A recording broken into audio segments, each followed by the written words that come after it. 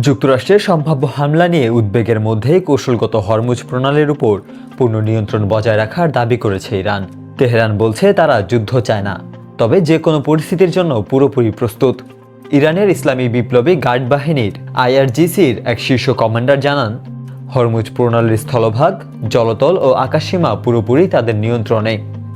First news এজেন্সিকে দেওয়া এক সাক্ষাৎকারে কমান্ডার মোহাম্মদ আকবরজাদেহ বলেন, ইরান শান্তি চায়, তবে যুদ্ধ শুরু হলে 1 ইঞ্চিও পিছু হাঁটবে না। হরমুজ প্রণালীর ব্যবস্থাপনা এখন বুদ্ধিমান ও আধুনিক নজরদারি ব্যবস্থায় পরিচালিত হচ্ছে। ফলে কোন জাহাজ কখন কিভাবে এই জলপথ ব্যবহার করবে সেটিও ইরানের নিয়ন্ত্রণে রয়েছে বলে দাবি ইরানের।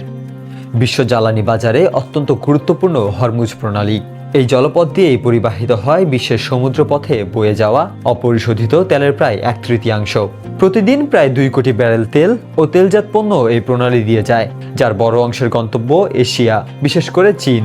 বিশ্বের মোট LNG বাণিজ্যের প্রায় 20% এই পথ ব্যবহার করে। ইরাকের প্রায় 85% তেল, সৌদি আরবের 35% এবং সংযুক্ত আরব আমিরাতের 20% তেল হরমুজ প্রণালী দিয়ে পরিবাহিত হয়।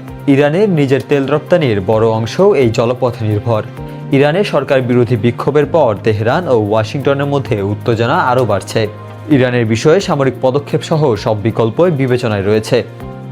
এর জবাবে ইরানি কর্মকর্তারা সতর্ক করে বলেছেন, যুক্তরাষ্ট্রের যে কোনো হামলার জবাব হবে দ্রুত, কঠোর ও সর্বাত্মক। বিশ্লেষকদের মতে হরমুজ প্রণালী ঘিরে এই উত্তেজনা বাড়তে থাকলে তার প্রভাব পড়তে পারে বৈশ্বিক জ্বালানি বাজার ও আন্তর্জাতিক অর্থনীতিতে। পরিস্থিতির দিকে সতর্ক নজর রাখছে পুরো বিশ্ব।